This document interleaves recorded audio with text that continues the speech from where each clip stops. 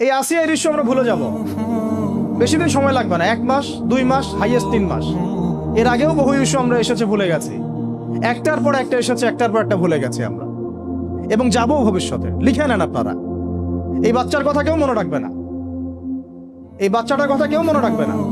3 মাস পরে, 6 মাস পরে, 1 বছর পরে আরো নতুন ইস্যু আসবে, আরো নতুন পাপ হবে, আরো বড় বড় ঘটনা ঘটবে। এরপরে মানুষ এই বাচ্চাটাকে ভুলে যাবে। এই বাচ্চাটা কি তার মৃত্যু যন্ত্রণা ভুলতে পারবে? তার সম্মানহানি ভুলতে পারবে? তার পিতামাতাকে ভুলতে পারবে?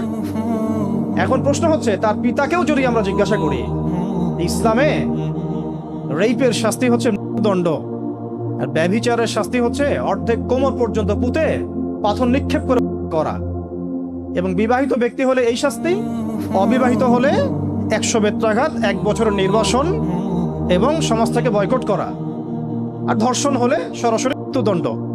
3 মাস সময় লাগার কথা না, 3 দিনের মধ্যেই করা সম্ভব। এর উপরে ছড়িয়ে দিয়েছে সবার ফোনে ফোনে। দেখতে থাকলে একটা মানুষ বাচ্চাকে না, কয়েকদিন পরে পশুর সাথেও জেনা করতে পারে। যদি সামনে দেখেন যে মানুষ সাথে জেনা করেছে, আপনারা অবাক হতে পারেন, আমি অবাক হব না, কারণ পর্নোগ্রাফি মানুষকে পশুর সাথেও জেনা করতে শেখাবে। বাচ্চা তো কিছুই না। এর উপর আছে বিবাহ বহির্ভূত সম্পর্ক, ব্যভিচার, জিনা, ফ্রি মিক্সিং, ভ্যালেন্টাইন্স ডে এর মতো দিবসগুলো পালন করে ছেলে মেয়ের অবাধ মেলামেশা। আর এই জেনাগুলোকে আমরা বলছি কাছে আসার গল্প, যেখানে ওর উপরে 100 বেত্রাঘাতের শাস্তি অলরেডি মজুদ হয়ে গেছে। আর কতগুলো যে জেনা হয়েছে এটা তো আল্লাহ পাক ভালো জানে। একটা দুইটা তো করে নাই, একটার পর একটা চেঞ্জ করেছে। বিবাহিত ব্যক্তি পর্যন্ত অন্যের স্ত্রীর সাথে জেনা করেছে। আর এটা তো ধর্ম তো অনেক বড় বিষয়, ধর্ম তো অনেক বড় বিষয়। এটা তো একটা মানবতা বিরোধী অপরাধ, এটা তো একটা মানবতা বিরোধী অপরাধ। এখন সমস্যা কি এক কেন্দ্রিক? এটা বহুমুখী সমস্যা। ফ্রি মিক্সিং রেখেছেন, চালু করে দিয়েছেন, এবং সবচেয়ে বড় কথা, এর শরঈ বিচারটুকু নিশ্চিত হচ্ছে না। তাহলে সমাজের মধ্যে এগুলো কমবে না বাড়বে? সিম্পল, সমাজের মধ্যে এগুলো বাড়বে। 6টা কাজ করেন, ইনশাআল্লাহ তাআলা কমে যাবে। প্রথমত, শরঈ পর্দা নিশ্চিত করেন। দ্বিতীয়ত, ফ্রি মিক্সিং বন্ধ করে দেন। তৃতীয়ত, আপনারা জেনার শাস্তি চালু করেন। চতুর্থত, তা বন্ধ করেন। পঞ্চমত, ব্যভিচারের যে রজম শাস্তি চালু করেন, শরঈ বিধান চালু করেন, সাইটগুলোকে বন্ধ করে দেন, এবং সমাজে তাকওয়া, নৈতিকতা শিক্ষাটাকে বাড়িয়ে দেন। দেখেন সমাজে জেনা কমে না। যারা শোক প্রকাশ করছেন তারা কি এই বিধানটা কার্যকর করতে রাজি হবেন? যে ধর্ষককে সবার সামনে প্রকাশ্যে দেয়া হোক, শরিয়া আইন কার্যকর করা হোক? রাজি হবেন না, কারণ আপনারা বলবেন এটা করতে গেলে বাংলাদেশ থেকে মৌলবাদী রাষ্ট্র হয়ে যাবে। তো সমস্যার গোড়ায় আপনারা যেতে চান না, ডালপালা নিয়ে নাড়াচাড়া করেন। জেনা, ফ্রি মিক্সিংটাকে উন্মুক্ত করে দেয়া হলো, ছেলে মেয়ের অবাধ বিচরণটাকে উন্মুক্ত করে দেয়া হচ্ছে। একটা চরম ক্ষুধার্ত মানুষদের সামনে যদি আপনি খাবারকে উন্মুক্ত করে রাখেন, এরপরে যদি কেউ জোর করে খাবার খেয়েও ফেলে, শুধু কি আপনি খাদকের দোষ দিবেন? পুরো সিস্টেমটাই দায়ী এখানে।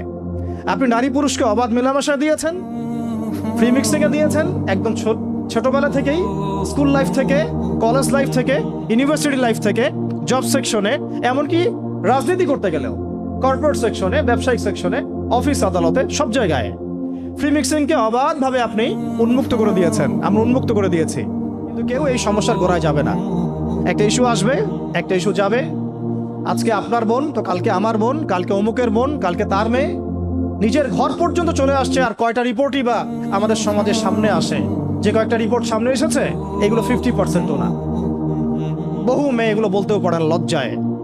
আর আমি তো ওইসব মেয়েদের ব্যাপারে কথা বলা ছেড়ে দিয়েছি, যারা স্বেচ্ছায় নিজের ইজ্জতকে বিলি দেয়। তাদেরকে আমি আমার বোন পরিচয় দিতে লজ্জাবোধ করি। সমাজ থেকে গায়রত, ব্যক্তিত্ব, পর্দা, শালীনতা, হিজাব এগুলো উঠিয়ে দেওয়া হয়েছে। আপনারা কি দ্বীনি অঙ্গনের তসলিমা নাসরিন হতে চান নাকি? তারা কি দ্বীনি অঙ্গনে তসলিমা নাসরিন হতে চান?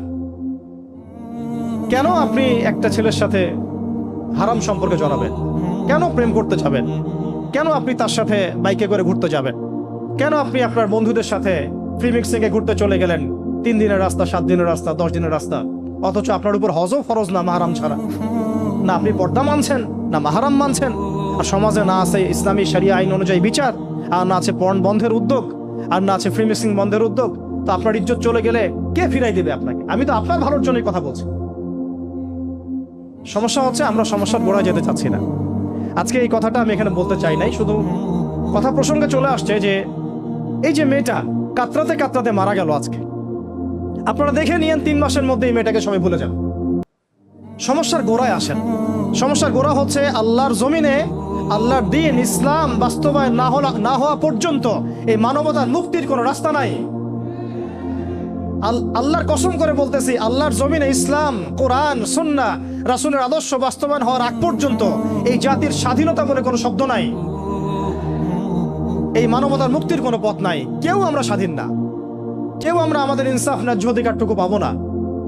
কালকে আপনার ঘরে এই সমস্যাগুলো আসলে আপনি এটাকে প্রতিহত করতে পারবেন না। বিচার চেয়ে বেড়াবেন এক মন্ত্রণালয় থেকে আরেক মন্ত্রণালয়ে, ফাইল ঘুরতে থাকবে, আপনার কেস বন্ধ হয়ে যাবে, আপনার বোনের ইজ্জত ফিরে আসবে না। আর রাসূল সাল্লাল্লাহু আলাইহি ওয়াসাল্লামের জামানায় আপনি আমাকে রেপের ঘটনা দেখান কয়টা ঘটেছে? সাহাবীদের জামানায় রেপের ঘটনা দেখান কয়টা ঘটেছে? জেনার ঘটনা দেখান না কয়টা ঘটেছে? ব্যভিচার কয়টা ঘটেছে? চুরি বা কয়টা হয়েছে? ধর্ষণ কয়টা হয়েছে? ডাকাতি কয়টা হয়েছে? একটা দুইটা রেয়ার আপনি ঘটনা দেখাতে পারবেন। এবং যখন সেই ঘটনা ঘটেছে ইনস্ট্যান্ট দেন নবী সাল্লাল্লাহু আলাইহি ওয়াসাল্লাম শরীয়ত আইন বাস্তবায়ন করেছেন। তিনি শুধু মানুষকে তাকওয়ার ওয়াজ নসিহত করেন নাই, বরং আল্লাহর আইনও বাস্তবায়ন করেছেন। এই দুইটা সমানুপাতিকভাবে চলতে হবে সমাজের মধ্যে। শুধু তাকওয়ার ওয়াজ করেই সব বন্ধ করা যাবে না, আইনও বাস্তবায়ন করতে হবে। তখন দেখবেন সমাজ সমান্তরালভাবে চলবে, একটা আলোকিত সমাজ বিনির্মাণের দিকে আমরা। তো তাত্ত্বিক কথাবার্তা বলে, দুঃখ প্রকাশ করে, শোক প্রকাশ করে কোনো লাভ হবে না, যতক্ষণ পর্যন্ত না আমরা আল্লাহ পাকের জমিনে তার আইন এবং বিচারগুলোকে বাস্তবায়ন করতে পারব। আর আল্লাহর কসম করে বলছি, আল্লাহর জমিনে আল্লাহর বিধান বাস্তবায়ন হলে সমাজে পাপের হার তো কমে আসবেই। সমাজে পাপের হার তো কমে আসবে। কোনো কাফের, মুশরিক, মুরতাদ জনগোষ্ঠী আমাদের দিকে চোখ তুলে তাকাতে পারবে না ইনশাআল্লাহ। আমাদেরকে দাসত্ব শৃঙ্খলে আবদ্ধ করতে পারবে না ইনশাআল্লাহ। সব কথার শেষ কথা ভাই, যে আমরা দুনিয়াতে এসেছি লিমিটেড টাইমের জন্য। এই সময়টুকুতে যদি আমরা হেলায় ফেলায় দুনিয়ার জীবনটাকে নষ্ট করি, আমাদের দিনটাকে ঠাট্টার ছলে গ্রহণ করি, কোরআনকে মূল্যায়ন না করি, হাদিসকে মূল্যায়ন না করি, আল্লাহর দেয় এই সুযোগগুলো, রমাদান, এই কোরআন, এই তারাবি, এই তাহাজ্জুদ, এই সাদাকা, এই তাকওয়া, এগুলোকে মূল্যায়ন না করি, তাহলে ক্ষতিগ্রস্ত আমরা হব, আর কেউ হবে না। ক্ষতিগ্রস্ত এই পৃথিবীতে অন্য কেউ হবে না, বরং আমরাই হব। আল্লাহ পাক আমাদের সবাইকে পরকালীন চূড়ান্ত ক্ষতি থেকে আল্লাহ হেফাজত করেন, এবং দুনিয়াতে যে ফিতনা, ফাসাদ, এই রাহাজানি চলছে, এইগুলো থেকে মুক্তির পথ যে একমাত্র ইসলাম, এইটা বোঝার তৌফিক আমাদেরকে দান করেন।